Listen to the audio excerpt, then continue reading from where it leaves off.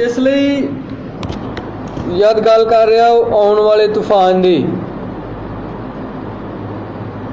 ते नबी नंबर कि इन्हां लिखतां दे विच प्रभु यीशु मसीह एक आने वाले तूफान दे बारे बोल रहा है।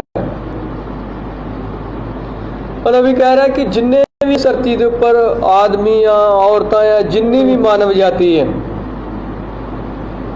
और उन्होंने हमेशा ही इस आने वाले तूफान के नाल सामना हुंदा है। आमीन। पर अगर साडी नींव उस पत्थर के उपर है, तो चाहे फिर बाइबल च इत्थे लिखिया मीह आउण, चाहे हड़ आउण, हनेरियां वगण, वो फिर इस घर नूं हिला नहीं सकते, क्योंकि ये जिहड़ी नींव आ वो पत्थर के उपर है, नींव मजबूत है। पर अगर नींव मजबूत नहीं है तो ये जद ही वो तूफान वजणगे घर दे नाल, हनेरियां टकराउणगियां इस घर दे नाल, हनेरियां धक्का मारनगियां तो घर डिग पेगा, क्योंकि ये जिहड़ी नींव आ वो रेत के उपर है। हालेलुया। इसलिए लोड़ है सानू कि असीं अपनी नींव उस पत्थर के उपर रखीए, जिन्हों फिर किसी भी तरह के तूफानां का या किसी भी तरह दी मुश्किलों का कोई डर नहीं हुंदा। सो इस तरह इत्थे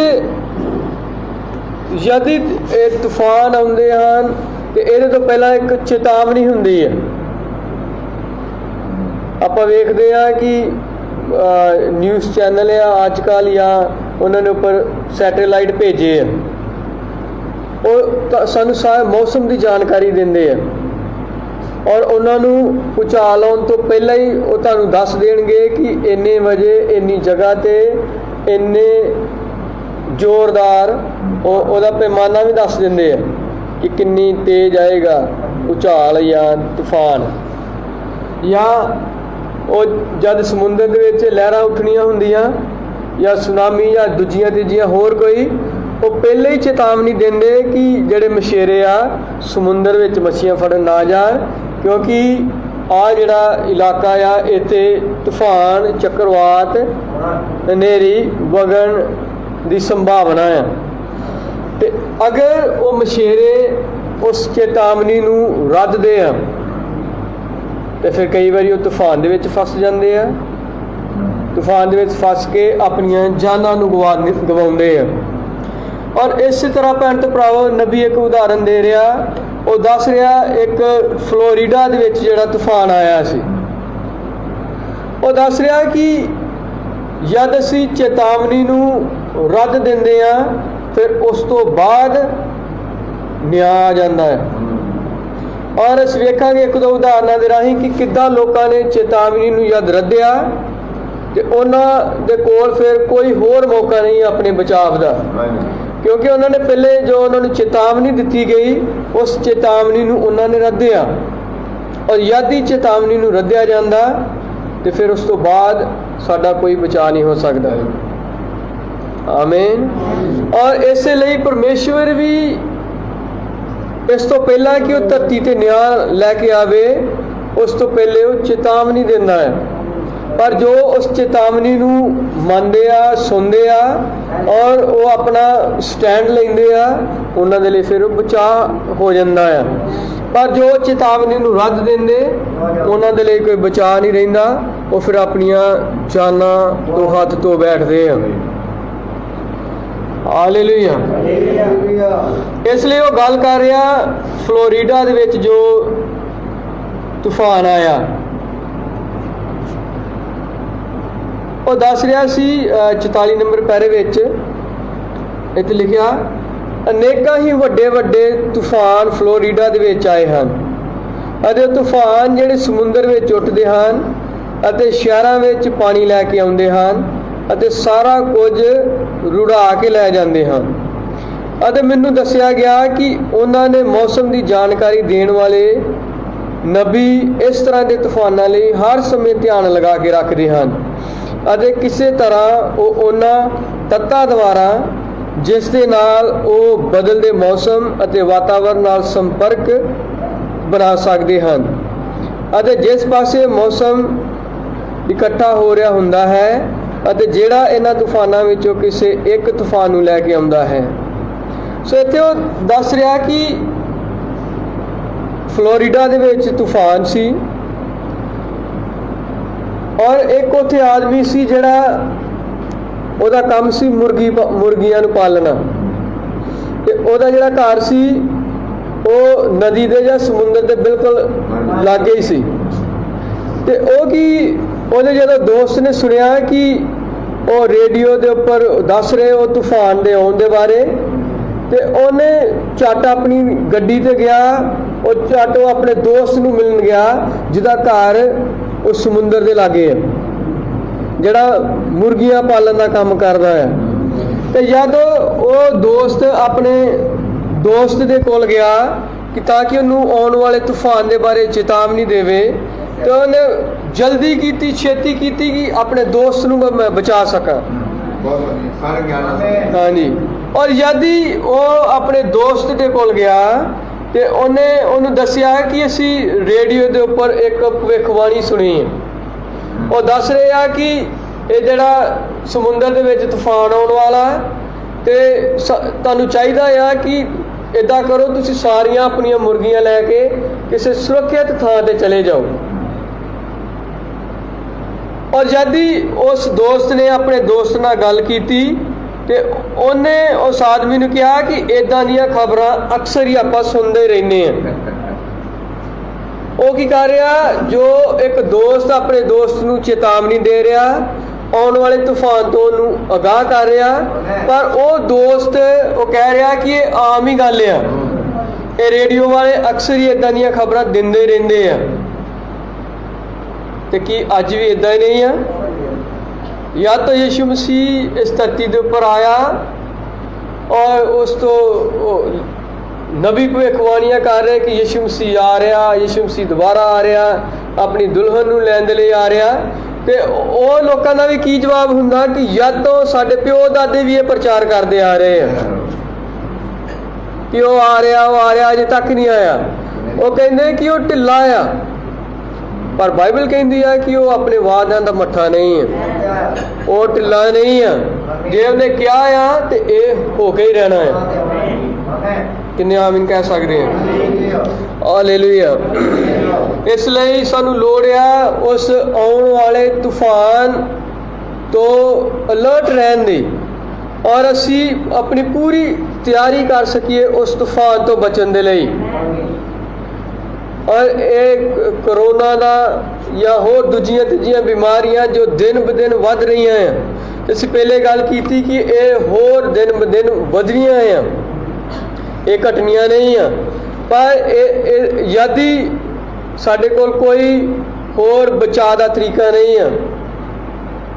ਆਪਾਂ ਕਈ ਵਾਰੀ ਆਪਣੀਆਂ ਸਰਕਾਰਾਂ ਤੋਂ ਡਰਦੇ ਮਾਸਕ ਪਾਉਂਦੇ ਆ, ਆਪਣੇ ਹੱਥਾਂ ਨੂੰ ਸੈਨੀਟਾਈਜ਼ ਕਰਦੇ ਆ ਜਾਂ ਆਪਣੇ ਆਪ ਨੂੰ ਦੁਨੀਆ ਤੋਂ ਵੱਖ ਰੱਖਦੇ ਆ।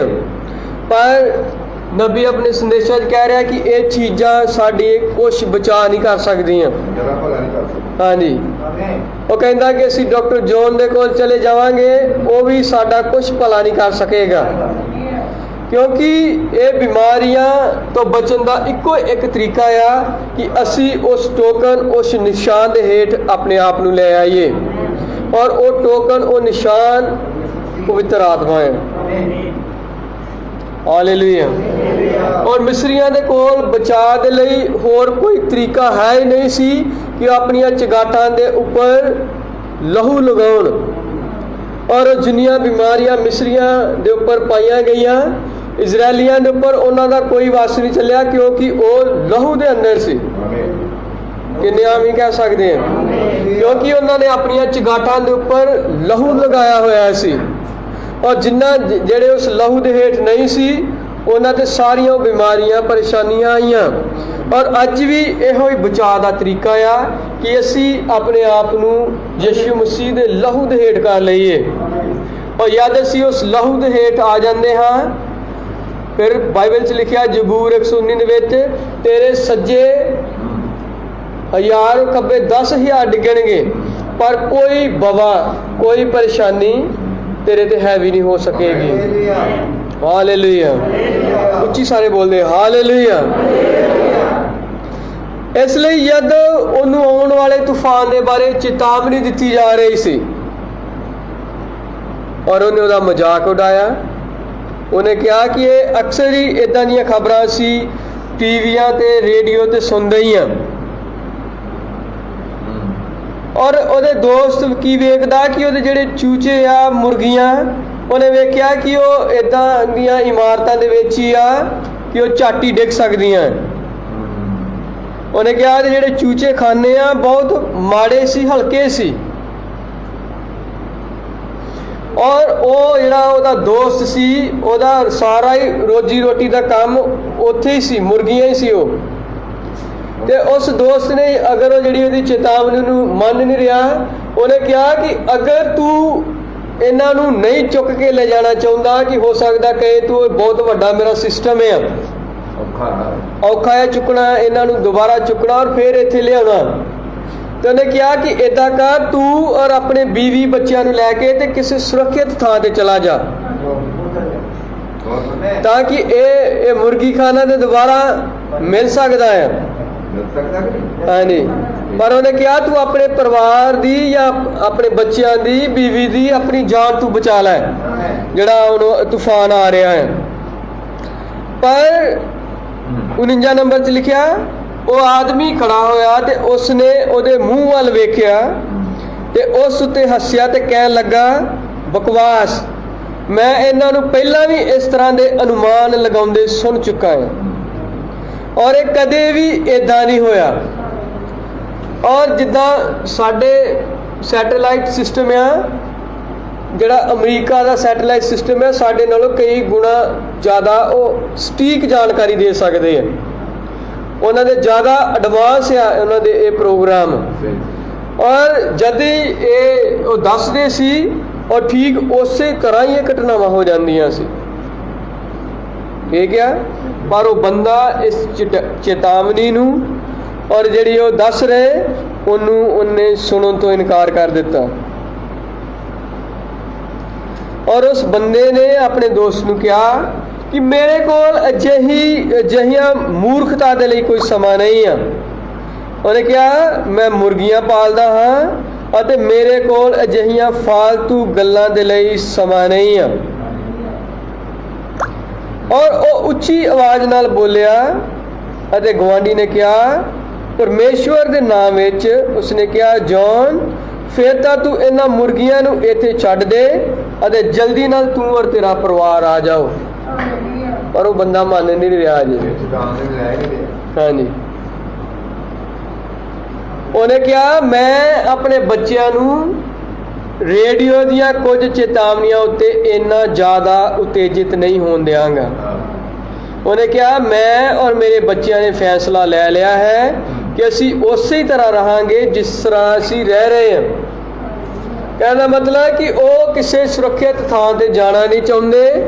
ਉਹ ਜੋ ਮੁਰਗੀਆਂ ਪਾਲਣ ਦਾ ਕੰਮ ਕਰ ਰਹੇ, ਉਹਨੇ ਕਿਹਾ ਅਸੀਂ ਉਸੇ ਤਰ੍ਹਾਂ ਕਰਦੇ ਹੀ ਰਵਾਂਗੇ। ਔਰ ਉਹਨੇ ਕਿਹਾ ਮੈਂ ਆਪਣੇ ਬੱਚਿਆਂ ਨੂੰ ਇੰਨਾ ਜ਼ਿਆਦਾ ਉਤੇਜਿਤ ਜਾਂ ਬੇਦਿਲ ਨਹੀਂ ਹੋਣ ਦਿਆਂਗਾ ਕਿ ਉਹ ਇੱਦਾਂ ਦੀਆਂ ਖਬਰਾਂ ਦੇ ਉੱਪਰ ਧਿਆਨ ਦੇਣ।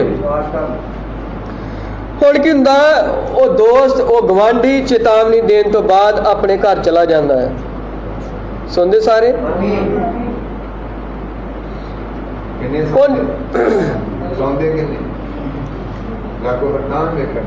ਹੁਣ ਜਦ ਹੀ ਉਹ ਆਪਣੇ ਘਰ ਵਾਪਸ ਚਲਾ ਜਾਂਦਾ ਦੋਸਤ ਚੇਤਾਵਨੀ ਦੇਣ ਤੋਂ ਬਾਅਦ, ਤੇ ਇੱਥੇ ਲਿਖਿਆ ਕਿ ਅਚਾਨਕ ਜਿਹੜੇ ਬੱਦਲ ਸਨ ਉਸ ਘਰ ਦੇ ਉੱਪਰ ਛਾ ਗਏ।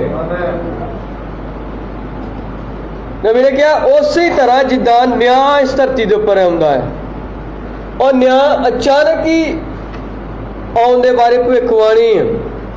ਯਿਸੂ ਮਸੀਹ ਦਾ ਆਉਣਾ ਵੀ ਅਚਾਨਕ ਹੀ ਬਾਈਬਲ ਕਹਿੰਦੀ ਹੈ ਕਿ ਜਿੱਦਾਂ ਚੋਰ ਆਏਗਾ, ਕਿਸੇ ਨੂੰ ਕੋਈ ਚੇਤਾ ਹੀ ਨਹੀਂ ਹੋਵੇਗਾ।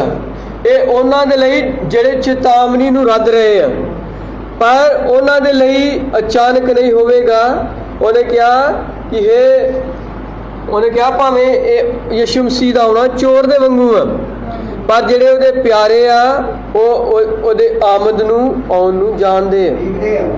ਉਹਨੂੰ ਪਤਾ ਆ ਕਿ ਕਿੱਦਾਂ ਤਿਆਰੀ ਕਰਕੇ ਰੱਖਣੀ ਆ, ਕਿਉਂਕਿ ਉਹਨਾਂ ਨੇ ਚੇਤਾਵਨੀ ਦੇ ਵੱਲ ਧਿਆਨ ਦਿੱਤਾ ਹੈ। ਪਰ ਇੱਥੇ ਜਿਹੜਾ ਆਦਮੀ ਉਹ ਕੋਈ ਚੇਤਾਵਨੀ ਦੇ ਵੱਲ ਧਿਆਨ ਨਹੀਂ ਦੇ ਰਿਹਾ, ਪਰ ਜਦ ਹੀ ਉਹ ਚੇਤਾਵਨੀ ਨੂੰ ਰੱਦ ਰਿਹਾ ਤੇ ਨਿਆਂ ਆਉਣ ਵਾਲਾ ਆਇਆ। ਫਿਰ ਉਸ ਜਗ੍ਹਾ ਤੇ ਉਸ ਜਗ੍ਹਾ ਤੇ ਬੱਦਲ ਆ ਗਿਆ ਔਰ ਸਮੁੰਦਰ ਦੇ ਵਿੱਚ ਇੰਨੀਆਂ ਲਹਿਰਾਂ ਇੰਨੀਆਂ ਉੱਪਰ ਉੱਠੀਆਂ ਕਿ ਨਬੀ ਦੱਸ ਰਿਹਾ ਕਿ ਉਹਨੇ ਉਸ ਘਰ ਨੂੰ ਚਪੇਟ ਦੇ ਵਿੱਚ ਲੈ ਲਿਆ।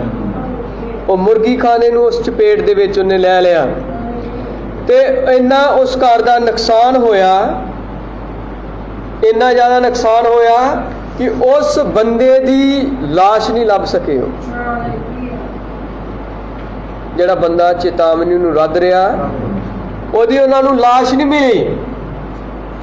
ਔਰ ਉਹ ਜਿਹੜਾ ਉਹਦੇ ਪਰਿਵਾਰ ਸਨ, ਉਹਦੀ ਜਿਹੜੀ ਬੀਵੀ ਬੱਚੇ ਸਨ, ਉਹਨਾਂ ਦੇ ਕੋਲ ਹੁਣ ਕੋਈ ਚਾਰਾ ਨਹੀਂ ਰਿਹਾ ਕਿ ਉਹ ਆਪਣੀ ਘਰ ਦੀ ਛੱਤ ਦੇ ਉੱਪਰ ਚਲੇ ਜਾਣ, ਕਿਉਂਕਿ ਚਾਰੇ ਪਾਸੇ ਤੂਫਾਨ ਆ, ਚਾਰੇ ਪਾਸੇ ਉਹ ਸਮੁੰਦਰ ਦੇ ਵਿੱਚ ਲਹਿਰਾਂ ਉੱਠ ਰਹੀਆਂ, ਇੱਥੋਂ ਤੱਕ ਕਿ ਪਾਣੀ ਆ ਚਾਰੇ ਪਾਸੇ।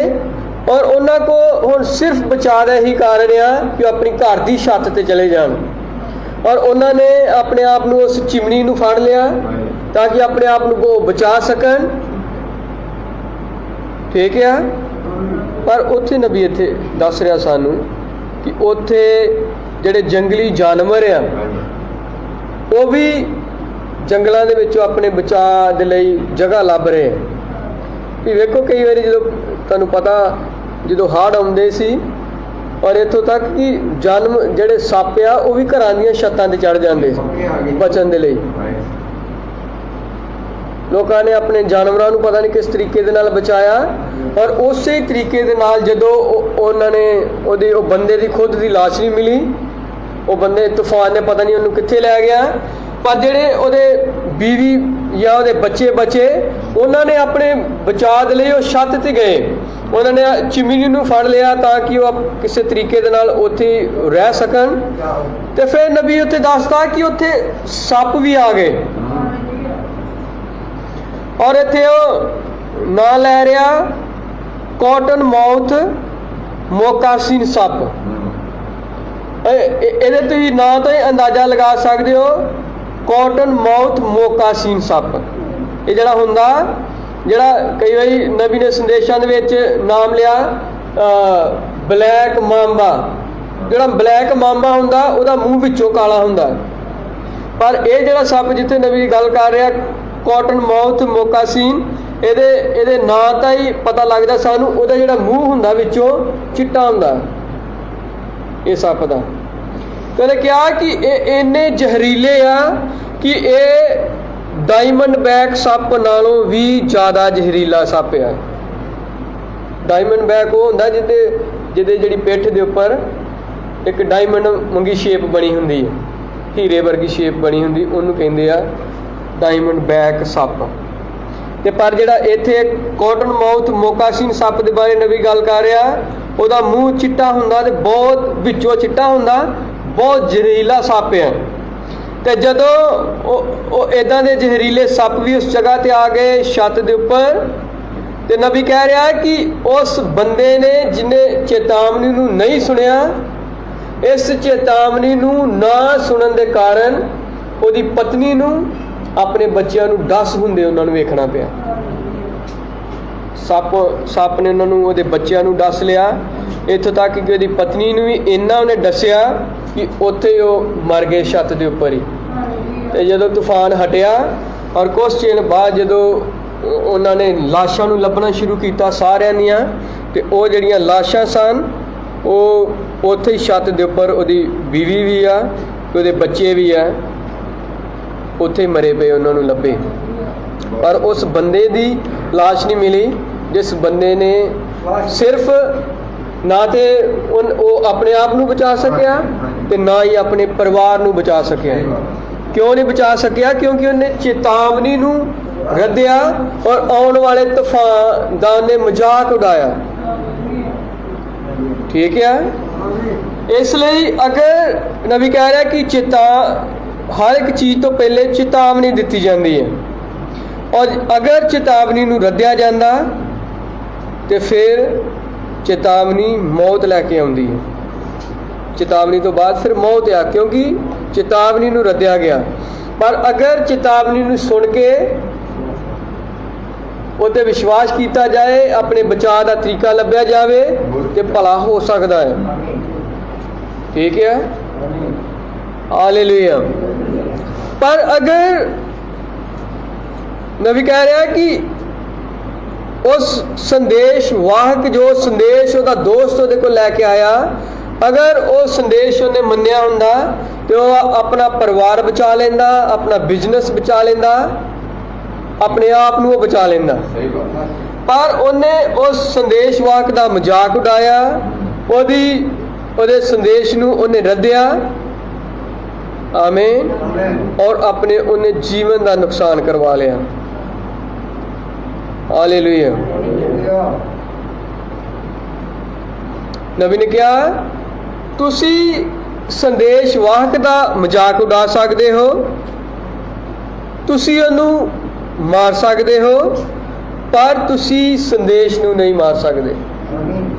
कि तुहानूं याद आ, ध्यान नाल सुनियो, संदेश वाहक का मजाक उड़ा सकते हो, संदेश वाहक नूं मार भी सकते हो, पर जो उहदे मूँह चों निकलिया संदेश आ तुसी उहनूं नहीं मार सकते।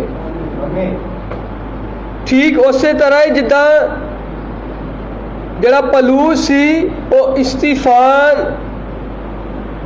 नूं पथराव कराउण दे विच सहमत सी, पर वो भावें इस्तीफान मर गया पर उसका संदेश नहीं मरिया।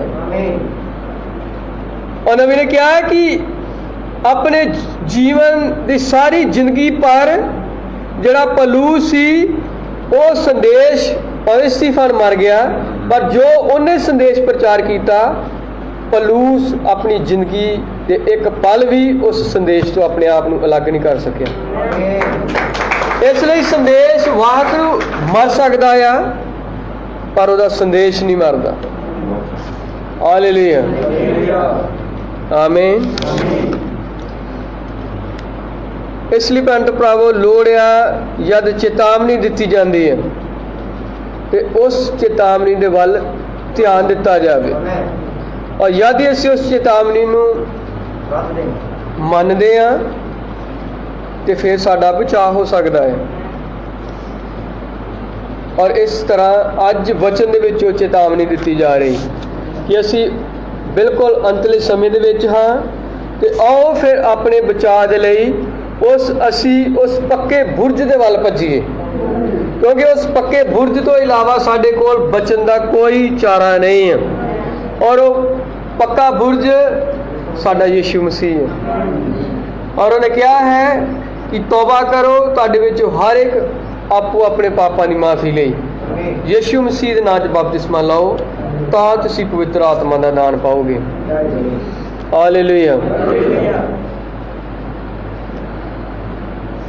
और असीं वेखदे हां कि हमेशा ही परमेश्वर यदि धरती ते न्याय लियाउण तो पहला वो अपने संदेश वाहकां नूं घल्लदा सी, और यद धरती के उपर पाप वध गया और परमेश्वर ने चेतावनी दे के नूह नूं घल्लिया, और जो साडा परमेश्वर आ वो अजीब काम करने वाला परमेश्वर है, और ਉਹਦੇ ਕੰਮ ਕਰਨ ਦੇ ਤਰੀਕੇ इस तरीके ਦੇ ਹੁੰਦੇ ਹਨ कि कुछ ਲੋਕਾਂ ਦੀ समझ तो ਉਹ ਪਰੇ ਦੀ ਗੱਲ ਹੁੰਦੀ है। और परमेश्वर ने जब पाप इस धरती के ऊपर वधिया और परमेश्वर ने कहा कि मैं इस दुष्ट पीढ़ी नूं जल परलो दे नाल नाश करांगा। और ध्यान दियो कि जद उन्हें चुनिया भी इस तरीके के आदमी नूं जिहदा कोई बहुत ज़्यादा इस धरती के उपर प्रभाव नहीं है, ठीक है। और वो हमेशा ही इदां दे आदमी नूं चुनदा आ। अगर उन्हें अपनी पहली आमद दे समय दूत नूं लिया ते वो भी उन्हें इदां सादे बंदे नूं लिया जो पादरियां दी समझ तो ही परे दियां गल्लां सन। जिद्दां असीं अक्सर ही ਉਹਦੇ ਬਾਰੇ ਗੱਲਾਂ ਕਰਦੇ कि ना तो उन्हें कोई गोल कालर वाला ਉਹਦਾ कुर्ता सी, ना कोई ਉਹਦੇ ਕੋਲ बहुत वधिया बैग सी, ना ही उन्हें कोई शेव कीती सी, ना ही ਉਹਦੇ ਕੋਲ पुलपट ते ने जाके प्रचार कीते। पर वो इन्ने सादे तरीके दे नाल आया वो संदेशवाहक कि लोकां दी वो समझ तो परे दियां गल्लां सी। ठीक है। और वो इन्ने उन्हें सधारण तरीके दे नाल ही यीशु मसीह की पहचान करवाई और वो फिर उन्हां दी समझ विच आया जो परमेश्वर ने जगत की नींह धरन तो पहला ही ठहराया कि वो यीशु मसीह नूं जान लैन। पर दूजियां दी समझ विच कुछ नहीं आया। जिहड़े लिखतां दे माहिर आ, लिखतां बिल्कुल उन्हां नूं ज़बानी याद आ, उन्हां नूं लगा बस ये किहदे बारे गल्लां करदा, ये लेले दे बारे गल्लां करदा, ये रुखां दीयां जड़ां ते कुहाड़ा है, सप्पां दे बच्चे गल्लां करदा। ओहदी जिहड़ी बोली भी आ वो कोई बाइबल स्कूल वाली नहीं है। और जद ही इत्थे आपां गल कर नूह चेतावनी लैके आया ते उत्थे भी परमेश्वर एक बहुत सधारण बंदे नूं चुन रहा। वो एक किसान नूं चुन रहा जिहदा बहुता प्रभाव नहीं है लोगों के उपर कि जद ये कि बाइबल कॉलेज तो सिक्ख्या प्राप्त करके आया तो वाकई ये परमेश्वर बोलिया होना है। इदा नहीं सी, वो सादा जिहा बंदा सी, किसान सी और परमेश्वर ने नूं इस तरीके दे नाल सधारण तरीके दे नाल इस्तेमाल किया और लोगों ने कहा कि आदमी का दिमाग खराब हो गया क्योंकि पानी की एक बूंद भी ऊपर नहीं है।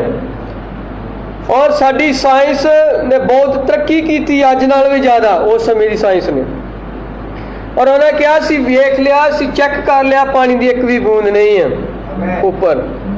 ये आदमी किद्दां इन्ने दिन इन्नियां रातां मींह पैण दा दावा कर सकता है। उन्हां दे लई ये असंभव ही गल सी। ठीक है। और यद एक दे ये भी असंभव सी और जो परमेश्वर ने उन्होंने बचाव का तरीका उन्होंने दसिया वो भी बिल्कुल समझ तो परे ही है लोगों की।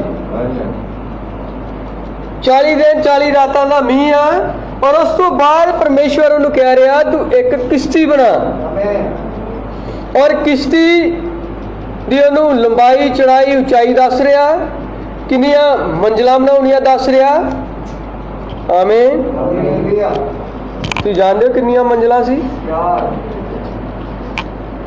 किन्नियां होर कोई दस सकदा? 3। और तीन जिहड़ियां मंजिलां सी इत्थे नबी कह रहा धर्मी ठहराए जाना, पवित्रीकरण ते पवित्र आत्मा का बपतिस्मा। ठीक है। पहली दूजी तीजी मंजिल। ध्यान दिओ कि अगर जदों एक किश्ती नूं बना रहा सी ते परमेश्वर ने उन्होंने कहा सी कि तू ये जिहड़ी किश्ती बनाउणी आ ये बनाउणी किहड़ी लकड़ दे नाल आ। उन्हें कहा ये जिहड़ी लकड़ होनी चाहिए ये गोफर की लकड़ी होनी चाहिए। और नबी इत्थे कह रहा कि अगर तुसी इहदे बारे स्टडी करो कि गोफर की लकड़ी की है तो उन्हें कहा कि जिद्दां एक बाल सैम छोटा एक कोई दरख्त आ आम जी लकड़ी आ ਉਹਦੇ वांगू हुंदी है। ते ਜਦੋਂ ਆਪਾਂ ਪੰਜਾਬੀ 'ਚ ਲੱਭੀਏ ਤੇ ਦਰਖਤ ਮੈਨੂੰ ਪਤਾ ਨਹੀਂ ਕਿਹੜਾ ਆ ਉਹ ਕਹਿੰਦੇ ਆ ਗੁੱਲ ਮੇਦੀ ਪੰਜਾਬੀ ਜਿਹਦੀ ਨਿਕਲੀ ਸੀ ਬਾਲ ਸੈਮ ਦਾ ਉਹ ਦਰਖਤ ਹੁੰਦਾ ਤੇ ਇਹ ਜਿਹੜੀ ਲੱਕੜ ਆ ਬਿਲਕੁਲ ਹੀ ਆਮ ਆ। ਔਰ ਜਿਹੜੀ ਇਹ ਗੋਫਰ ਦੀ ਲੱਕੜੀ ਹੁੰਦੀ ਇਹਦੇ ਵਿੱਚ ਛੇਕ ਹੁੰਦੇ ਆ, ਸਪੰਜੀ ਹੁੰਦੀ ਹੈ। ਤੇ ਅਗਰ ਇਹਨੂੰ ਤੁਸੀਂ ਪਾਣੀ 'ਚ ਸੁੱਟੋ ਤੇ ਉਹ ਲੱਕੜ ਆ ਜਿਹੜੀ ਝੱਟ ਹੀ ਡੁੱਬਣ ਵਾਲੀ ਹੈ। ਹਾਂਜੀ, ਸਪੰਜੀ ਆ, ਵਿੱਚ ਛੇਕ ਹੋਏ ਆ, ਤੇ ਲੱਕੜ ਉਹ ਆ ਜਿਹੜੇ ਜਦੋਂ ਉਹਨੇ ਬਣਾਉਣੀ ਸ਼ੁਰੂ ਕੀਤੀ ਹੋਏਗੀ ਤੇ ਲੋਕ ਕਹਿੰਦੇ ਹੋਣਗੇ ਕਿ ਵਾਕਈ ਬੰਦੇ ਦਾ ਦਿਮਾਗ ਖਰਾਬ ਆ। ਜੇ ਕਿਤੇ ਵਾਕਈ ਪਰਮੇਸ਼ਵਰ ਨੇ ਇਹਨੂੰ ਕਿਹਾ ਹੀ ਆ ਕਿ ਤੂੰ ਕਿਸ਼ਤੀ ਬਣਾ, ਤੇ ਇਹਨੂੰ ਚਾਹੀਦਾ ਸੀ ਕਿ ਕੋਈ ਚੰਗੀ ਜਿਹੀ ਲੱਕੜ ਤੋਂ ਬਣਾਉਂਦਾ। ਉਹਨੇ ਕਿਹਾ, ਇੱਥੇ ਨਬੀ ਕਹਿ ਰਿਹਾ ਕਿ ਇਹਨੂੰ ਚਾਹੀਦਾ ਸੀ ਕਿ ਉਹ ਕੋਈ ਗੁੱਲੜ ਦੀ ਲੈ ਲੈਂਦਾ ਜਾਂ ਕੋਈ ਬਲੂਤ ਦੀ ਕੋਈ ਵਧੀਆ ਮਜ਼ਬੂਤ ਲੱਕੜ ਲੈਂਦਾ ਜਿਹਦੀ ਇਹਨੂੰ ਕਿਸ਼ਤੀ ਬਣਾਉਣੀ ਚਾਹੀਦੀ ਸੀ। ਪਰ ਇਹ ਬੰਦੇ ਨੇ ਕਿਸ਼ਤੀ ਬਣਾਉਣੀ ਸ਼ੁਰੂ ਕੀਤੀ, ਪਰ ਇਹਨੇ ਲੱਕੜ ਕਿਹੜੀ ਲਈ? ਬਿਲਕੁਲ ਆਮ, ਜਿਹਦੇ ਵਿੱਚ ਛੇਕ ਆ, ਜਿਹੜੀ ਸਪੰਜੀ ਆ, ਜਿਹੜੀ ਝਟ ਕੀਤੇ ਪਾਣੀ ਦੇ ਵਿੱਚ ਡੁੱਬਣ ਵਾਲੀ ਆ। ਠੀਕ ਆ। ਤੇ ਫਿਰ ਵੇਖੋ ਕਿ ਸਾਡਾ ਪਰਮੇਸ਼ਵਰ ਜਿਹੜਾ ਆ ਉਹ ਅਜੀਬ ਕੰਮ ਕਰਨ ਦੀ ਸਾਮਰਥ ਰੱਖਦਾ ਹੈ। ਤੇ ਜੇ ਉਹਨੇ ਵਾਕਿਆ ਹੀ ਉਹਨੇ ਕੋਈ ਏਦਾਂ ਦੀ ਲੱਕੜੀ ਲੈਣੀ ਹੁੰਦੀ ਤੇ ਉਹਦੇ ਵਿੱਚ ਫਿਰ ਪਰਮੇਸ਼ਵਰ ਦੀ ਤਾਂ ਕੋਈ ਮਹਿਮਾ ਨਾ ਹੋਈ।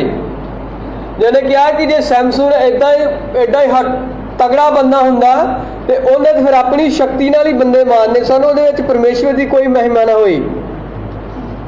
ਇਹ ਕਿਹਾ, ਪਰ ਪਰਮੇਸ਼ਵਰ ਆਪਣੀ ਮਹਿਮਾ ਸਾਡੇ ਤੇ ਪ੍ਰਗਟ ਕਰਨੀ ਚਾਹੁੰਦਾ ਹੈ। ਹਾਲੇਲੂਇਆ।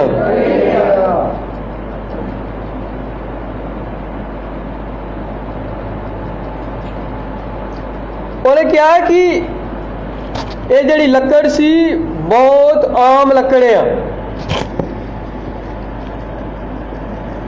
ਔਰ ਉਹਨੂੰ ਕਿਹਾ ਗਿਆ ਤਿੰਨ ਦੀਆਂ ਮੰਜ਼ਲਾਂ ਬਣਾਉਣੀਆਂ ਔਰ ਉੱਪਰ ਰੌਸ਼ਨੀ ਦੇ ਵਾਸਤੇ ਇੱਕ ਮੋਗ ਰੱਖਣਾ ਹੈ। 41 ਨੰਬਰ ਦੇ ਇੱਥੇ ਪੈਰਾ ਆ।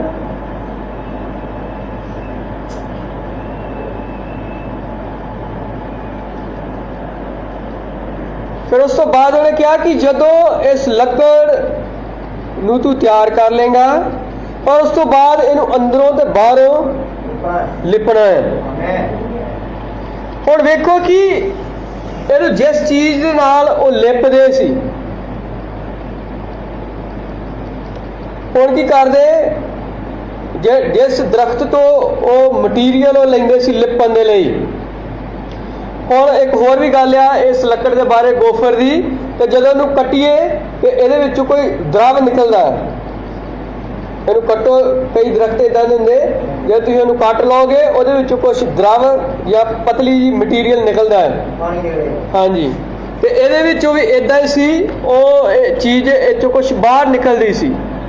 ਤੇ ਜਦੋਂ ਹਾਂਜੀ, ਤੇ ਜਦੋਂ ਉਹਨੂੰ ਕਿਹਾ ਗਿਆ ਕਿ ਇਹਨੂੰ ਰਾਲ ਦੇ ਨਾਲ ਲਿਪਣਾ ਆ, ਤੇ ਉਹ ਜਿਹੜੀ ਰਾਲ ਆ ਉਹਨੂੰ ਤਿਆਰ ਕਿਸ ਤਰ੍ਹਾਂ ਕਰਦੇ ਸੀ? ਉਹ ਦਰਖਤਾਂ ਤੋਂ ਇਹਨੂੰ ਲੈਂਦੇ ਸੀ ਔਰ ਦਰਖਤ ਨੂੰ ਇੰਨਾ ਕੁੱਟਿਆ ਜਾਂਦਾ ਸੀ, ਉਹਨੂੰ ਮਾਰਿਆ ਜਾਂਦਾ ਸੀ ਕਿ ਉਹਦੇ ਵਿੱਚੋਂ ਸਾਰਾ ਲਿਕੁਇਡ ਬਾਹਰ ਕੱਢਦੇ, ਫਿਰ ਉਹਨੂੰ ਗਰਮ ਕੀਤਾ ਜਾਂਦਾ ਸੀ, ਗਰਮ ਕਰਕੇ ਤੇ ਫਿਰ ਉਹਨੂੰ ਗੋਫਰ ਦੀ ਲੱਕੜੀ ਦੇ ਉੱਪਰ ਪਾਉਂਦੇ ਸੀ। ਤੇ ਇਹਦੇ ਨਾਲ ਉਹ ਇਦਾਂ ਦੀ ਲੱਕੜ ਹੋ ਜਾਂਦੀ, ਸੁਰਾਖ ਉਹਦੇ ਬੰਦ ਹੋ ਜਾਂਦੇ ਸੀ ਬਿਲਕੁਲ, ਤੇ ਉਹਦੇ ਵਿੱਚੋਂ ਕੋਈ ਚੀਜ਼ ਵੀ ਇਦਾਂ ਨੱਪ ਕੇ ਲੰਘਾ ਨਹੀਂ ਸੀ ਸਕਦੀ। ਸੁਣ ਰਹੇ ਸਾਰੇ? ਔਰ ਇਸ ਤਰੀਕੇ ਦੇ ਨਾਲ ਉਹਨਾਂ ਨੇ ਕਿਸ਼ਤੀ ਤਿਆਰ ਕੀਤੀ ਤਾਂ ਕਿ ਇਹ ਜਿਹੜਾ ਨਿਆਂ ਇਸ ਧਰਤੀ ਦੇ ਉੱਪਰ ਆ ਰਿਹਾ, ਉਹ ਨਿਆਂ ਕਿਸ਼ਤੀ ਦੇ ਵਿੱਚ ਦਾਖਲ ਨਾ ਹੋ ਸਕੇ। ਆਮੀਨ। ਕਿੰਨੇ ਆਮੀਨ ਕਹਿ ਸਕਦੇ ਹਾਂ? ਹਾਲੇਲੂਇਆ।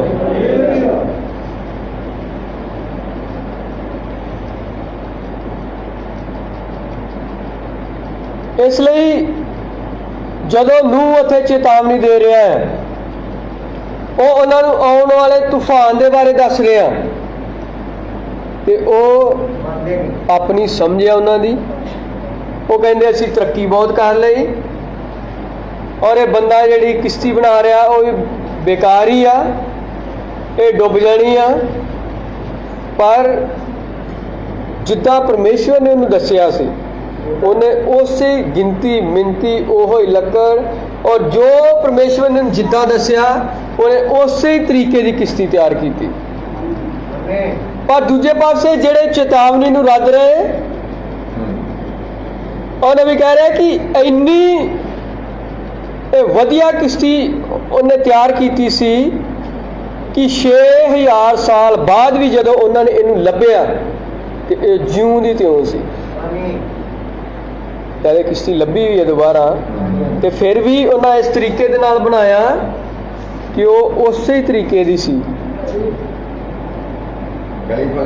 ਹਾਂਜੀ,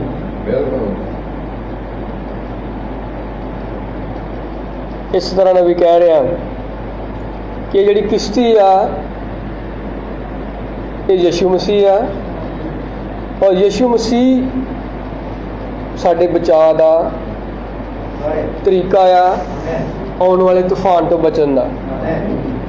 ਔਰ ਯਾਦ ਉਹਦੀਆਂ 3 ਮੰਜ਼ਿਲਾਂ ਆ। ਇਸੇ ਤਰ੍ਹਾਂ ਸਾਡੇ ਬਚਾਅ ਦੇ ਵੀ 3 ਸਟੈਪ ਆ। ਪਹਿਲਾ ਆ ਧਰਮੀ ਠਹਿਰਾਏ ਜਾਣਾ, ਦੂਜਾ ਆ ਪਵਿੱਤਰੀਕਰਨ, ਔਰ ਤੀਸਰਾ ਆ ਪਵਿੱਤਰ ਆਤਮਾ ਦਾ ਬਪਤਿਸਮਾ। ਇਹ 3 ਸਟੈਪਾਂ ਦੇ ਵਿੱਚੋਂ ਹੋ ਕੇ ਹੀ ਸਾਡਾ ਬਚਾਅ ਆ। ਆਮੀਨ।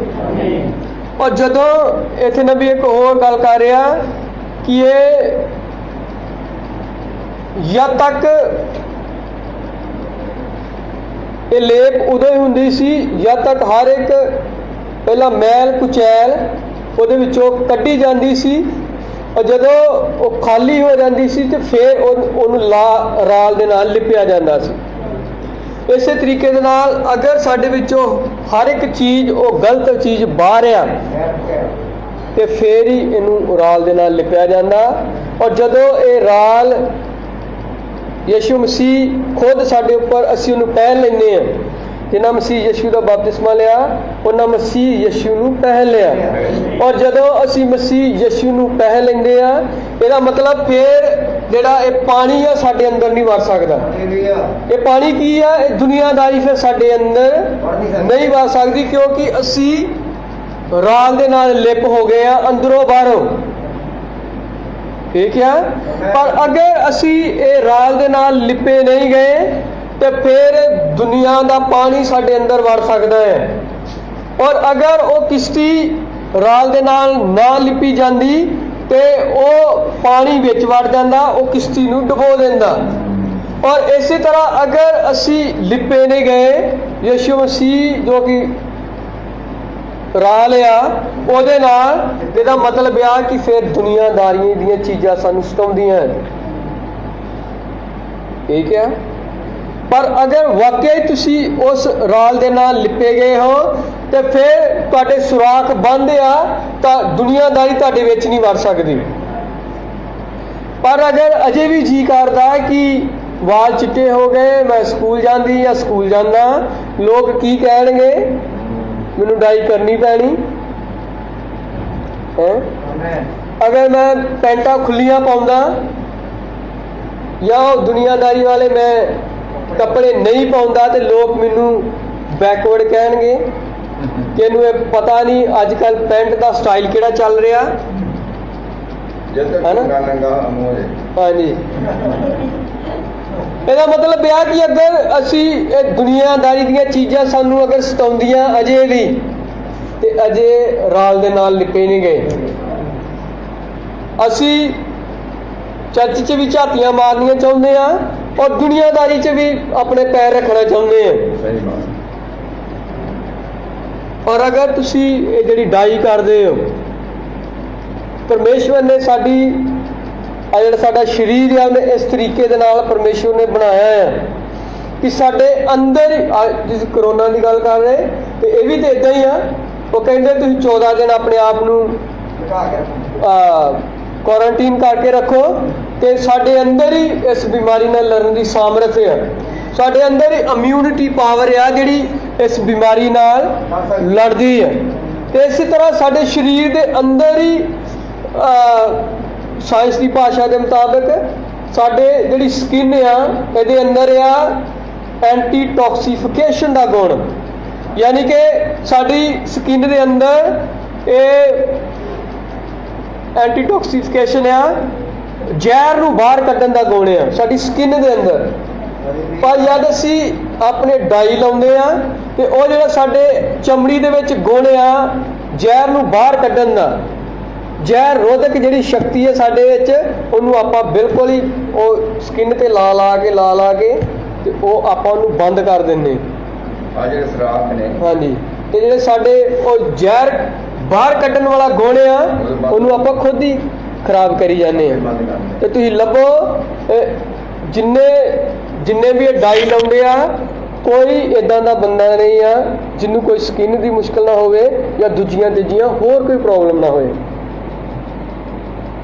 ਇਹ ਸਾਰੇ ਕਾਹਦੇ ਕਾਰਨ ਆ? ਡਾਈਆਂ ਦੇ ਕਾਰਨ। ਇਹ ਡਾਈਆਂ ਤੁਹਾਡਾ ਨੁਕਸਾਨ ਕੀ ਕਰਦੀਆਂ? ਇੱਕ ਵਾਰੀ ਲਾ ਲਓ ਤੁਸੀਂ, ਇੱਕ ਤੇ ਹੁਣ ਤੁਹਾਡੀ ਆਦਤ ਬਣੇਗੀ, ਤੁਹਾਨੂੰ ਲਾਉਣੀ ਪੈਣੀ, ਕਿਉਂਕਿ ਦੂਜੇ ਚੌਥੇ ਦਿਨ ਹਫ਼ਤੇ ਬਾਅਦ ਫੇਰ ਵਾਲ ਉਦਾਂ ਦੇ ਹੋ ਜਾਣੇ ਤੁਹਾਡੇ। ਤੇ ਨੰਬਰ ਇਹ ਹੈ ਕਿ ਹੋਰ ਵੱਧਦੇ ਜਾਣੇ ਹੈ। ਉਹ ਹਫ਼ਤਾ ਕੀ ਰਹਿਣੇ ਕਾਲੇ, ਉਸ ਤੋਂ ਬਾਅਦ ਫੇਰ ਉਦਾਂ ਦੇ। ਤੇ ਇਸ ਲਈ ਇਹ ਪੁੱਠੇ ਕੰਮਾਂ ਤੋਂ ਸਾਨੂੰ ਬਚਣਾ ਚਾਹੀਦਾ। ਤੇ ਇਹ ਜਿਹੜਾ ਪਰਮੇਸ਼ਵਰ ਨੇ ਸਾਨੂੰ ਹਰ ਇੱਕ ਚੀਜ਼ ਸਾਡੇ ਅੰਦਰ ਹੀ ਉਹਨੇ ਪੈਦਾ ਕੀਤੀ ਆ। ਉਹਨੇ ਇੱਥੋਂ ਤੱਕ ਕਿ ਉਹਨੇ ਸਾਨੂੰ ਆਪਣੇ ਸਰੂਪ ਤੇ ਬਣਾਇਆ। ਇਹਦਾ ਮਤਲਬ ਕਿ ਸਾਨੂੰ ਉਹਦਾ ਸਰੂਪ ਪਸੰਦ ਹੀ ਨਹੀਂ ਆਇਆ। ਜਿਹੜਾ ਨੇ ਆਪਣੇ ਸਰੂਪ ਤੇ ਬਣਾਇਆ ਉਹਨੇ ਤਾਂ ਸਭ ਤੋਂ ਬੈਸਟ ਤੁਹਾਨੂੰ ਬਣਾਇਆ, ਪਰ ਉਹ ਸਾਨੂੰ ਨਹੀਂ ਪਸੰਦ ਆਇਆ। ਇਸ ਲਈ ਅਸੀਂ ਆਰਟੀਫਿਸ਼ੀਅਲ ਬਣਨਾ ਚਾਹੁੰਦੇ, ਬਣਾਉਟੀ ਬਣਨਾ ਚਾਹੁੰਦੇ ਹਾਂ। ਬਣਾਉਟੀ ਸਾਡੀਆਂ ਪਲਕਾਂ ਹੋਣੀਆਂ ਚਾਹੀਦੀਆਂ, ਬਣਾਉਟੀ ਸਾਡੇ ਆਈਬਰੋ ਹੋਣੇ ਚਾਹੀਦੇ, ਬਣਾਉਟੀ ਵਾਲ ਆ, ਹਰ ਇੱਕ ਚੀਜ਼ ਹੀ ਫਿਰ ਬਣਾਉਟੀ ਆਪਾਂ ਪਸੰਦ ਕਰਦੇ ਹਾਂ, ਨਹੀਂ? ਪਰ ਪਰਮੇਸ਼ਵਰ ਨੇ ਤੁਹਾਨੂੰ ਓਰੀਜਨਲ ਬਣਾਇਆ। ਪਰ ਅਗਰ ਉਹਨੇ ਤੁਹਾਨੂੰ ਰਾਲ ਦੇ ਨਾਲ ਲਿਪਿਆ ਆ ਤੇ ਫਿਰ ਦੁਨੀਆਦਾਰੀ ਤੁਹਾਡੇ ਅੰਦਰ ਐਂਟਰ ਨਹੀਂ ਕਰ ਸਕਦੀ। ਪਰ ਇਹ ਬਾਈਬਲ 'ਚ ਲਿਖਿਆ, ਅਗਰ ਤੁਸੀਂ ਸੰਸਾਰ ਦੀਆਂ ਚੀਜ਼ਾਂ ਨਾਲ ਪਿਆਰ ਕਰਦੇ ਹੋ ਤੇ ਪਰਮੇਸ਼ਵਰ ਦਾ ਪਿਆਰ ਫਿਰ ਤੁਹਾਡੇ ਵਿੱਚ ਨਹੀਂ ਹੈ। ਇਹ ਵੱਖੋ ਵੱਖ ਚੀਜ਼ਾਂ ਹੈ। ਸੰਸਾਰ ਇੱਕ ਪਾਸੇ ਆ ਔਰ ਪਰਮੇਸ਼ਵਰ ਇੱਕ ਪਾਸੇ ਹੈ। ਔਰ ਅਗਰ ਤੁਸੀਂ ਸੰਸਾਰ ਦੇ ਨਾਲ ਹੋ ਤੇ ਫਿਰ ਪਰਮੇਸ਼ਵਰ ਤੁਹਾਡੇ ਵਿੱਚ ਨਹੀਂ ਹੈ। ਆਮੀਨ ਕਹਿ ਸਕਦੇ? ਉੱਚੀ ਬੋਲਦੇ ਹਾਲੇਲੂਇਆ।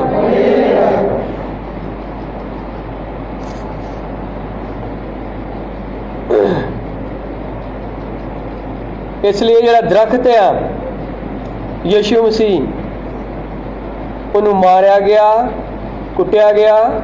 ਯਸ਼ਾਇਆ ਕਹਿੰਦਾ ਕਿ ਉਹਦੇ ਕੋੜੇ ਖਾਣ ਦੇ ਨਾਲ ਅਸੀਂ ਚੰਗੇ ਹੋ ਗਏ ਹਾਂ।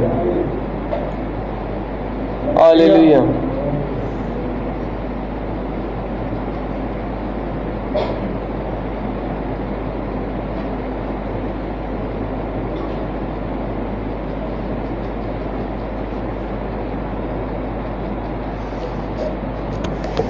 ਸੋ ਹਵਾਲਾ ਥੋੜਾ ਅੱਗੇ ਪਿੱਛੇ ਹੋ ਗਿਆ।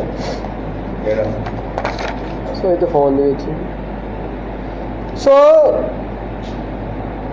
ਅਗਰ ਅਸੀਂ ਦੁਨੀਆਦਾਰੀ ਸਾਡੇ ਵਿੱਚ ਆ ਤੇ ਲੋੜ ਆ ਇਸ ਦੁਨੀਆਦਾਰੀ ਨੂੰ ਪ੍ਰਭੂ ਦੇ ਅੱਗੇ ਪ੍ਰਾਰਥਨਾ ਕਰੀਏ ਕਿ ਪ੍ਰਭੂ ਤੂੰ ਮੈਨੂੰ ਇਸ ਰਾਲ ਦੇ ਨਾਲ ਲਿਪ ਤਾਂ ਕਿ ਇਹ ਦੁਨੀਆਦਾਰੀ ਮੇਰੇ ਵਿੱਚ ਨਾ ਵੜੇ। ਆਮੀਨ। ਹੁਣ ਵੇਖੋ ਕਿ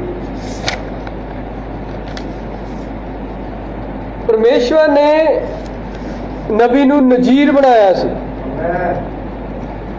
ਔਰ ਨਜ਼ੀਰ ਦਾ ਮਤਲਬ ਹੁੰਦਾ ਕਿ ਪਰਮੇਸ਼ਵਰ ਦੇ ਵਚਨ ਦੀ ਖਾਤਰ ਆਪਣੇ ਆਪ ਨੂੰ ਦੁਨੀਆ ਦੇ ਨਾਲੋਂ ਵੱਖ ਕਰ ਲੈਣਾ।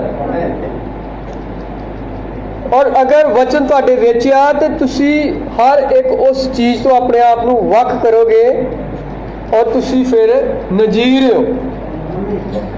ਹਾਂਜੀ। ਮੀਟਿੰਗ ਤੋਂ ਬਾਅਦ ਬੀਅਰ ਪੀਂਦੇ ਸੀ। ਮੀਟਿੰਗ ਖਤਮ ਹੋਣ ਤੋਂ ਬਾਅਦ ਉਹ ਕਹਿੰਦੇ ਕੋਈ ਗਲਤ ਨਹੀਂ ਆ ਇਹ ਬੀਅਰ ਪੀਣਾ। ਹਾਂਜੀ। ਪੈਰਾ ਨੰਬਰ ਆ ਇਹਦਾ 74 ਤੇ ਸਫਾ ਨੰਬਰ ਆ 20।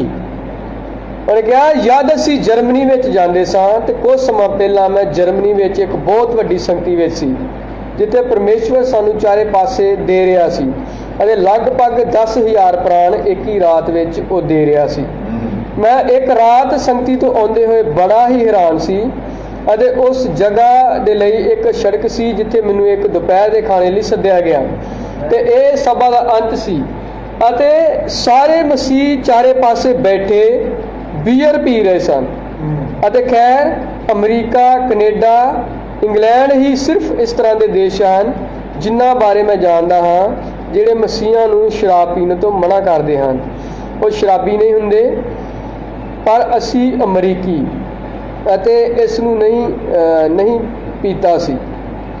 ਅਤੇ ਇਹਦੇ ਥੋੜ੍ਹੀ ਦੇਰ ਬਾਅਦ ਮੇਜ਼ 'ਤੇ ਇੱਕ ਪ੍ਰਸ਼ਨ ਉੱਠਿਆ, ਕੀ ਗੱਲ ਹੈ ਕਿ ਮੈਂ ਆਪਣੀ ਬੀਅਰ ਨਹੀਂ ਪੀ ਰਿਹਾ? ਕੀ ਅਜਿਹਾ ਇਸ ਲਈ ਹੈ ਕਿਉਂਕਿ ਇਹ ਚੰਗੀ ਨਹੀਂ ਹੈ? ਉਹਨੇ ਕਿਹਾ ਕਿ ਮੀਟਿੰਗ ਤੋਂ ਬਾਅਦ ਜਿਹੜੇ ਮਸੀਹ ਆ ਉਹ ਸ਼ਰਾਬ ਪੀਂਦੇ ਆ ਤੇ ਜਦੋਂ ਮੈਨੂੰ ਵੀ ਉਹਨਾਂ ਨੇ ਦੁਪਹਿਰ ਦੇ ਖਾਣੇ ਤੇ ਬੁਲਾਇਆ ਤੇ ਉਹਨੇ ਕਿਹਾ ਕਿ ਮੈਂ ਨਹੀਂ ਪੀ ਰਿਹਾ ਤੇ ਉਹਨਾਂ ਨੇ ਸਵਾਲ ਖੜਾ ਕੀਤਾ ਕਿ ਤੂੰ ਕਿਉਂ ਨਹੀਂ ਪੀ ਰਿਹਾ? ਕਿ ਤੂੰ ਆਪਣੇ ਆਪ ਤੋਂ ਇਹਨਾਂ ਨੂੰ ਬਿਹਤਰ ਸਮਝਦਾ? ਹਾਂਜੀ, ਕਿ ਜੇ ਦੂਜੇ ਵੀ ਪਾਦਰੀ ਆ ਤੇ ਤੂੰ ਕਿਉਂ ਨਹੀਂ ਪੀਂਦਾ ਏ? ਪਰ ਉੱਥੇ ਨਬੀ ਨੇ ਜਵਾਬ ਦਿੱਤਾ ਕਿ ਮੈਂ ਇੱਕ ਜਨਮ ਤੋਂ ਹੀ ਨਜ਼ੀਰ ਹਾਂ। ਔਰ ਜਦ ਹੀ ਨਬੀ ਆਪਣੇ ਬਾਲਪੁਣੇ ਦੇ ਵਿੱਚ ਸੀ ਔਰ ਜਦ ਹੀ ਉਹਨੇ ਦੂਜਿਆਂ ਦੇ ਵੱਲ ਵੇਖਾ ਵੇਖੀ, ਉਹਨੂੰ ਕਿਹਾ ਗਿਆ ਇਹ ਕੁੜੀ ਆ, ਇਹ ਔਰਤ ਆ, ਤੇ ਉਹਨੇ ਜਦ ਹੀ ਉਹ ਸ਼ਰਾਬ ਨੂੰ ਜਾਂ ਸਿਗਰਟ ਨੂੰ ਉਹਨੇ ਟੱਚ ਕਰਨਾ ਚਾਹਿਆ ਤੇ ਹਾਂਜੀ ਤੇ ਵਾਵਰੋਲਾ ਉਸ ਜਗ੍ਹਾ ਤੇ ਆਇਆ ਔਰ ਉਹਨੂੰ ਕਿਹਾ ਕਿ ਤੂੰ ਇਹਨਾਂ ਚੀਜ਼ਾਂ ਨਾਲ, ਔਰਤਾਂ ਨਾਲ, ਇਹ ਬੀੜੀ ਸਿਗਰਟ ਨਾਲ ਆਪਣੇ ਆਪ ਨੂੰ ਭ੍ਰਿਸ਼ਟ ਨਾ ਕਰੀ ਕਿਉਂਕਿ ਵੱਡਾ ਹੋਣ ਤੇ ਤੇਰੇ ਲਈ ਮੈਂ ਕੰਮ ਰੱਖਿਆ ਹੈ। ਔਰ ਪਰਮੇਸ਼ਵਰ ਨੇ ਸ਼ੁਰੂ ਤੋਂ ਉਹਨੂੰ ਨਜ਼ੀਰ ਰੱਖਿਆ ਸੀ। ਹਾਂਜੀ, ਆਮੀਨ। ਕੀ ਆਮੀਨ ਕਹਿ ਸਕਦੇ? ਹਾਲੇਲੂਇਆ। ਇਸ ਲਈ ਅੱਜ ਪਰਮੇਸ਼ਵਰ ਸਾਡੇ ਤੋਂ ਵੀ ਇਹੀ ਮੰਗ ਕਰਦਾ ਹੈ ਕਿ ਅਸੀਂ ਆਪਣੇ ਆਪ ਦੇ ਵਿੱਚ ਦੁਨੀਆਦਾਰੀ ਨੂੰ ਨਾ ਆਉਣ ਦਈਏ, ਆਮੀਨ, ਬਲਕਿ ਪਰਮੇਸ਼ਵਰ ਦੇ ਵਚਨ ਦੇ ਲਈ ਆਪਣੇ ਆਪ ਨੂੰ ਦੁਨੀਆਦਾਰੀ ਤੋਂ ਵੱਖ ਕਰ ਲਈਏ। ਕਿੰਨੇ ਆਮੀਨ ਕਹਿ ਸਕਦੇ ਹਾਂ? ਹਾਲੇਲੂਇਆ। ਇਸ ਲਈ ਇੱਥੇ ਨਬੀ ਕਹਿ ਰਿਹਾ ਹੈ ਕਿ ਪ੍ਰਚਾਰਕ ਵੀ ਸਾਡੇ ਇਸ ਤਰੀਕੇ ਦੇ ਹੋਣੇ ਚਾਹੀਦੇ ਆ। ਉਹਨੇ ਕਿਹਾ ਅੱਜ ਸਾਨੂੰ ਪੁਰਾਣੇ ਫੈਸ਼ਨ ਦੇ ਜੰਗਲ ਵਿੱਚ ਰਹਿਣ ਵਾਲੇ ਪ੍ਰਚਾਰਕਾਂ ਦੀ ਜ਼ਰੂਰਤ ਹੈ। ਸਮਝ ਲੱਗੀ? ਜਿਸ ਤਰ੍ਹਾਂ ਉਹ ਜੰਗਲ ਦੇ ਵਿੱਚੋਂ ਯਹੂਨਾ ਹੋਰੀ ਆਏ ਤੇ ਉਹਨਾਂ ਨੇ ਕੋਈ ਲਿਹਾਜ਼ ਨਹੀਂ ਕੀਤਾ, ਆਣ ਕੇ ਉਹਨਾਂ ਨੇ ਪਾਦਰੀ ਨੂੰ ਕਿਹਾ, ਹੇ ਸੱਪਾਂ ਦੇ ਬੱਚਿਓ, ਤੁਹਾਨੂੰ ਆਉਣ ਵਾਲੇ ਕੋਪ ਤੋਂ ਭੱਜਣਾ ਕਿੰਨੇ ਦੱਸਿਆ? ਉਹਨੇ ਮਿੱਠੀਆਂ ਮਿੱਠੀਆਂ ਗੱਲਾਂ ਨਹੀਂ ਆਣ ਕੇ ਕੀਤੀਆਂ, ਪਰ ਉਹਨੇ ਸਿੱਧਾ ਕੁਹਾੜਾ ਹੀ ਚਲਾਇਆ ਆਣ ਕੇ। ਆਮੀਨ। ਤੇ ਉਹਨੇ ਕਿਹਾ ਅੱਜ ਸਾਨੂੰ ਪੁਰਾਣੇ ਫੈਸ਼ਨ ਦੇ ਜੰਗਲਾਂ ਵਿੱਚ ਰਹਿਣ ਵਾਲੇ ਪ੍ਰਚਾਰਕਾਂ ਦੀ ਜ਼ਰੂਰਤ ਹੈ। ਤੁਹਾਨੂੰ ਪਤਾ ਹੈ ਜੇ ਯਹੂਨਾ ਜੰਗਲਾਂ ਵਿੱਚ ਸੀ, ਏਲੀਆ ਜੰਗਲਾਂ ਦੇ ਵਿੱਚ ਸੀ, ਜਿਹਨੇ ਇਜਬਲ ਦਾ ਉਹਦੀ ਸੰਗਤੀ ਦੇ ਮੈਂਬਰ ਸੀ, ਉਹਨੇ ਕੋਈ ਲਿਹਾਜ਼ ਨਹੀਂ ਲਿਆ। ਅਗਰ ਯਹੂਨਾ ਸੀ ਤੇ ਉਹਨੇ ਕੋਈ ਲਿਹਾਜ਼ ਕੀਤਾ, ਉਹਨੇ ਕਿਹਾ ਤੇਰਾ ਆਪਣੇ ਭਰਾ ਦੀ ਪਤਨੀ ਦੇ ਨਾਲ ਰਹਿਣਾ ਯੋਗ ਨਹੀਂ ਆ। ਉਹਨੇ ਏਲੀਆ ਨੇ ਇਜਬਲ ਦੇ ਮੂੰਹ ਤੇ ਹੀ ਜੋ ਉਹਦੇ 'ਚ ਗਲਤੀ ਸੀ ਉਹਨੇ ਕੀਤੀ। ਔਰ ਅੱਜ ਨਬੀ ਕਹਿ ਰਿਹਾ ਕਿ ਸਾਨੂੰ ਵੀ ਇੱਦਾਂ ਦੇ ਪ੍ਰਚਾਰਕਾਂ ਦੀ ਲੋੜ ਹੈ। ਕਿਦੋਂ ਖੁਸ਼ ਹੋ ਇਹਨਾਂ ਪ੍ਰਚਾਰਕਾਂ ਦੇ ਲਈ ਜੋ ਵਚਨ ਦੇ ਵਿੱਚੋਂ ਸੁਧਾਰ ਕਰਨ, ਕਿਉਂਕਿ ਸਿਰਫ ਦਾਨ ਦਸਵੰਧ ਲੈਣ, ਬੋਲੋ, ਸੁਧਾਰ ਕਰਨ। ਔਰ ਪਰਮੇਸ਼ਵਰ ਦਾ ਵਚਨ ਸੁਧਾਰ ਕਰਦਾ ਹੈ, ਹਮੇਸ਼ਾ ਹੀ ਉਹ ਸੁਧਾਰ ਕਰਦਾ ਆ। ਔਰ ਬਾਈਬਲ ਕਹਿੰਦੀ ਜਿਹੜਾ ਸੁਧਾਰ ਨਾਲ ਪ੍ਰੀਤ ਲਾਉਂਦਾ ਹੈ ਆਪਣੇ ਉਹ ਗਿਆਨ ਨਾਲ ਪ੍ਰੀਤ ਰੱਖਦਾ, ਉਹ ਆਪਣੇ ਜੀਵਨ ਨੂੰ ਬਚਾਉਂਦਾ ਆ। ਪਰ ਜਿਹੜਾ ਤਾੜਨਾ ਨੂੰ ਤੁੱਛ ਜਾਣਦਾ ਆ ਉਹ ਪਸ਼ੂ ਦੇ ਸਮਾਨ ਆ। ਪਸ਼ੂ ਨੂੰ ਜਿੰਨੇ ਮਰਜ਼ੀ ਡੰਡੇ ਮਾਰ ਲਓ ਉਹ ਤੇ ਕੋਈ ਅਸਰ ਨਹੀਂ ਹੈ। ਇਸੇ ਤਰ੍ਹਾਂ ਉਸ ਬੰਦੇ ਦਾ ਹਾਲ ਆ ਜੋ ਤਾੜਨਾ ਨੂੰ ਤੁੱਛ ਜਾਣਦਾ ਹੈ। ਜੋ ਕਹਿ ਰਿਹਾ ਹੈ ਕਿ ਏਦਾਂ ਦੇ ਜੰਗਲਾਂ ਵਿੱਚ ਰਹਿਣ ਵਾਲੇ ਪ੍ਰਚਾਰਕਾਂ ਦੀ ਲੋੜ ਆ।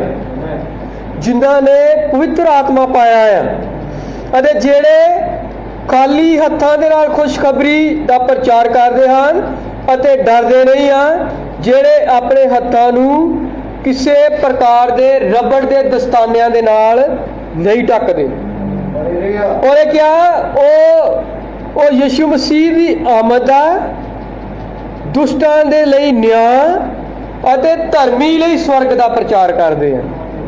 ਉਹ ਫਿਰ ਡਰਦੇ ਨਹੀਂ ਹੈ ਕਿਸੇ ਗੱਲ ਤੋਂ। ਹਾਲੇਲੂਇਆ।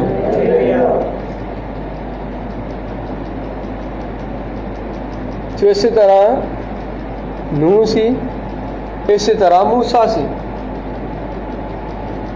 ਔਰ ਜਿਹੜੇ ਵੀ ਬੰਦੇ ਪਰਮੇਸ਼ਵਰ ਦੇ ਹੋਏ, ਯਦि ਪਰਮੇਸ਼ਵਰ ਉਹਨਾਂ ਦੇ ਵਿੱਚ ਆਣ ਕੇ ਬੋਲਦਾ ਸੀ ਤੇ ਉਹ ਫਿਰ ਉਹ ਬੇਧੜਕ ਹੋ ਕੇ ਬੋਲਦਾ ਸੀ। ਜਦੋਂ ਪਵਿੱਤਰ ਆਤਮਾ ਪਤਰਸ ਹੋਰਾਂ ਦੇ ਵਿੱਚ ਆਇਆ ਤੇ ਉਹਨਾਂ ਨੇ ਬੰਦਿਆਂ ਦੀ ਪਰਵਾਹ ਨਹੀਂ ਫਿਰ ਕੀਤੀ, ਭਾਵੇਂ ਨਾ ਉਹ ਸਮੇਂ ਦੇ ਜਿਹੜੇ ਹਾਕਮ ਸਨ ਉਹਨਾਂ ਨੇ ਕਿਹਾ ਕਿ ਹੁਣ ਤੋਂ ਬਾਅਦ ਬਾਹਰ ਜਾ ਕੇ ਇਸ ਨਾਂ ਦੀ ਤੁਸੀਂ ਮੁਨਾਦੀ ਨਹੀਂ ਕਰਨੀ। ਉਹਨਾਂ ਨੇ ਕਿਹਾ ਕਿ ਅਸੀਂ ਬੰਦਿਆਂ ਦੇ ਹੁਕਮਾਂ ਨੂੰ ਮੰਨੀਏ ਤੇ ਪਰਮੇਸ਼ਵਰ ਦੇ ਹੁਕਮ ਨੂੰ ਨਾ ਮੰਨੀਏ। ਉਹਨਾਂ ਨੇ ਫਿਰ ਬੇਧੜਕ ਹੋ ਕੇ ਪ੍ਰਚਾਰ ਕੀਤੇ। ਹਾਲੇਲੂਇਆ। ਉਹਨਾਂ ਨੂੰ ਆਪਣੀਆਂ ਜਾਨਾਂ ਦੀ ਪਰਵਾਹ ਕੋਈ ਨਹੀਂ ਸੀ। ਉਹ ਪਲੂਸ ਵਰਗਿਆਂ ਨੇ ਉਹਨਾਂ ਨੇ ਕਿਹਾ ਕਿ ਮੈਂ ਰੋਮ ਦੇ ਵਿੱਚ ਜਾ ਕੇ ਪ੍ਰਚਾਰ ਕਰਾਂਗਾ। ਹਾਲੇਲੂਇਆ। ਸੋ ਜਿਸ ਸਮੇਂ ਦੇ ਵਿੱਚ ਅਸੀਂ ਰਹਿ ਰਹੇ ਹਾਂ, ਬਾਈਬਲ ਸਾਨੂੰ ਦੱਸਦੀ ਹੈ ਕਿ ਜਿੱਦਾਂ ਸਦੂਮ ਔਰ ਅਮੂਰਾ ਦੇ ਦਿਨਾਂ ਵਿੱਚ ਹੋਇਆ, ਉਸੇ ਤਰ੍ਹਾਂ ਮਨੁੱਖ ਦੇ ਪੁੱਤਰ ਦੇ ਆਉਣ ਦੇ ਦਿਨਾਂ ਵਿੱਚ ਵੀ ਹੋਵੇਗਾ। ਜਿਸ ਤਰ੍ਹਾਂ ਦੀ ਹਾਲਤ ਉਸ ਸਦੂਮ ਅਮੂਰਾ ਦੀ ਸੀ, ਉਸੇ ਤਰ੍ਹਾਂ ਦੀ ਹਾਲਤ ਅੱਜ ਇਸ ਯੁੱਗ ਦੀ ਵੀ ਹੋ ਗਈ ਹੈ। ਜਿੱਦਾਂ ਦੇ ਲੋਕ ਉਸ ਯੁੱਗ ਦੇ ਸੀ, ਅੱਜ ਇਸੇ ਤਰ੍ਹਾਂ ਦੇ ਲੋਕ ਇਸ ਧਰਤੀ ਦੇ ਵੀ ਹੋ ਗਏ ਹਨ। ਔਰ ਜਿੱਦਾਂ ਪਰਮੇਸ਼ਵਰ ਨੇ ਉਸ ਸਦੂਮ ਤੇ ਅਮੂਰਾ ਨੂੰ ਗਰਕ ਕਰਨ ਤੋਂ ਪਹਿਲੇ ਉਹਨੇ ਆਪਣੇ ਦੂਤਾਂ ਨੂੰ ਘੱਲਿਆ। ਉਸ ਆਉਣ ਵਾਲਾ ਤੂਫਾਨ ਜੋ ਅੱਗ ਤੇ ਗੰਧਕ ਦਾ ਸੀ, ਉਸ ਸ਼ਹਿਰ ਤੇ ਆਉਣ ਤੋਂ ਪਹਿਲੇ ਪਰਮੇਸ਼ਵਰ ਨੇ ਦੂਤ ਘੱਲੇ ਤਾਂ ਕਿ ਜਿਹੜੇ ਉਹਦੇ ਚੁਣੇ ਲੋਕ ਆ ਉਹਨਾਂ ਨੂੰ ਉਸ ਸਦੂਮ ਅਮੂਰਾ ਵਿੱਚੋਂ ਬਾਹਰ ਕੱਢ ਸਕੇ। ਆਮੀਨ। ਔਰ ਜਦੋਂ ਉਹ ਦੂਤ ਉਸ ਜਗ੍ਹਾ ਤੇ ਪ੍ਰਚਾਰ ਕਰਨ ਦੇ ਲਈ ਗਏ, ਉਹ ਆਉਣ ਵਾਲੇ ਤੂਫਾਨ ਦੇ ਬਾਰੇ ਉਹਨਾਂ ਨੂੰ ਚੁਕੰਨੇ ਕਰਨ ਦੇ ਲਈ ਗਏ। ਆਮੀਨ। ਔਰ ਬਾਈਬਲ ਦੱਸਦੀ ਆ ਕਿ ਉਹਦੇ ਜਵਾਈਆਂ ਨੇ ਵੀ ਉਹਦਾ ਮਜ਼ਾਕ ਉਡਾਇਆ। ਉਹਨੇ ਆਉਣ ਵਾਲੇ ਤੂਫਾਨ, ਉਹਦੇ ਜਵਾਈਆਂ ਨੇ ਰੱਦਿਆ ਉਹਨੂੰ। ਉਹ ਸਦੂਮ ਅਮੂਰਾ ਦੇ ਲੋਕਾਂ ਨੇ ਉਹਨਾਂ ਦਾ ਮਜ਼ਾਕ ਉਡਾਇਆ। ਪਰ ਯਦि ਜੋ ਪਰਮੇਸ਼ਵਰ ਆਪਣੇ ਦੂਤਾਂ ਦੇ ਰਾਹੀਂ ਉਹਦੇ ਨਾਲ ਬੋਲਿਆ, ਠੀਕ ਉਸੇ ਤਰ੍ਹਾਂ ਹੋਇਆ। ਔਰ ਪਰਮੇਸ਼ਵਰ ਚੇਤਾਵਨੀ ਪਹਿਲੇ ਦਿੰਦਾ, ਉਸ ਤੋਂ ਬਾਅਦ ਨਿਆਂ ਲਿਆਉਂਦਾ। ਔਰ ਅੱਜ ਵੀ ਇਹੋ ਹੀ ਤਰੀਕਾ ਉਹਦੇ ਕੰਮ ਕਰਨ ਦਾ ਹੈ। ਪਰਮੇਸ਼ਵਰ ਪਹਿਲੇ ਚੇਤਾਵਨੀ ਦਿੰਦਾ, ਉਸ ਤੋਂ ਬਾਅਦ ਨਿਆਂ ਲਿਆਉਂਦਾ। ਇਸ ਤੋਂ ਪਹਿਲਾਂ ਕਿ ਪਰਮੇਸ਼ਵਰ ਇਹਨਾਂ ਮਹਾਮਾਰੀਆਂ ਦੇ ਰਾਹੀਂ ਚੇਤਾਵਨੀ ਦੇ ਰਿਹਾ ਹੈ ਜੋ ਇਸ ਧਰਤੀ ਦੇ ਉੱਪਰ ਬਵਾ ਦਿਨ ਬ ਦਿਨ ਵੱਧ ਰਹੀਆਂ, ਧਰਤੀ ਤੇ ਜੀਣਾ ਹੋਰ ਮੁਸ਼ਕਲ ਹੁੰਦਾ ਜਾ ਰਿਹਾ। ਤੇ ਲੋੜ ਆ ਕਿ ਅਸੀਂ ਉਸ ਚਟਾਨ ਦੇ ਵੱਲ ਭੱਜੀਏ। ਲੋੜ ਆ ਕਿ ਅਸੀਂ ਆਪਣਾ ਜੀਵਨ ਪਰਮੇਸ਼ਵਰ ਨੂੰ ਦੇਈਏ ਤੇ ਆਪਣੇ ਜੀਵਨ ਨੂੰ ਸਿਕਿਉਰ ਕਰ ਲਈਏ। ਆਮੀਨ। ਔਰ ਬਚਾਅ ਦਾ ਹੋਰ ਕੋਈ ਤਰੀਕਾ ਨਹੀਂ ਆ। ਅਸੀਂ ਪਹਿਲੇ ਗੱਲ ਕੀਤੀ, ਆਪਣੇ ਆਪ ਨੂੰ ਮਾਸਕ ਲਾ ਲਓ, ਹੱਥ ਸਾਫ਼ ਕਰ ਲਓ, ਧੋ ਲਓ। ਹੋਰ ਕੋਈ ਤਰੀਕਾ ਬਚਾਅ ਦਾ ਨਹੀਂ ਆ। ਹੋ ਸਕਦਾ ਦੁਨਿਆਵੀ ਤੌਰ ਤੇ ਅਸੀਂ ਇਹ ਤੋਂ ਬਿਮਾਰੀ ਤੋਂ ਬਚ ਜਾਈਏ, ਪਰ ਜੇ ਆਪਾਂ ਆਪਣੀ ਜਾਨ ਦਾ ਨੁਕਸਾਨ ਕਰਾ ਲਈਏ, ਇਸ ਤੋਂ ਬਾਅਦ ਵੀ ਅਗਰ ਮੌਤ ਹੋਰ ਕੇ ਦੂਜੇ ਤਰੀਕੇ ਨਾਲ ਆ ਜਾਏ ਤਾਂ ਸੰਸਾਰ ਤੇ ਆਈਟਮ ਬੰਬ ਆਉਣ ਵਾਲੇ ਜਾਂ ਸੰਸਾਰ ਆਈਟਮ ਬੰਬਾਂ ਦੇ ਨਾਲ ਨਾਸ਼ ਹੋਣ ਵਾਲਾ, ਤੇ ਲੋੜ ਆ ਸਾਨੂੰ ਉਹ ਆਪਣਾ ਪਾਸਾ ਸਿਕਿਉਰ ਕਰਨ ਦੀ। ਪਰ ਉਹ ਤਦ ਹੀ ਆ ਅਗਰ ਅਸੀਂ ਆਪਣਾ ਜੀਵਨ ਪਰਮੇਸ਼ਵਰ ਨੂੰ ਦਿੰਦੇ ਹਾਂ, ਤੌਬਾ ਕਰਦੇ ਔਰ ਠੀਕ ਬਾਈਬਲ ਦੀ ਤਾਲੀਮ ਜੋ ਸਾਨੂੰ ਸਿਖਾਉਂਦੀ ਆ, ਜੋ ਸੰਦੇਸ਼ ਸਿਖਾਉਂਦਾ, ਉਸ ਮੁਤਾਬਕ ਆਪਣਾ ਜੀਵਨ ਜੀਏ ਤੇ ਫਿਰ ਸਾਡਾ ਇਸ ਧਰਤੀ ਤੇ ਬਚਾਅ ਹੋ ਸਕਦਾ ਹੈ। ਆਮੀਨ। ਸੋ ਪ੍ਰਭੂ ਤੁਹਾਨੂੰ ਬਹੁਤ ਬਰਕਤ ਦੇਵੇ। ਬਾਕੀ ਸਮਾਂ ਪਾਈ ਹੋਣਗੇ।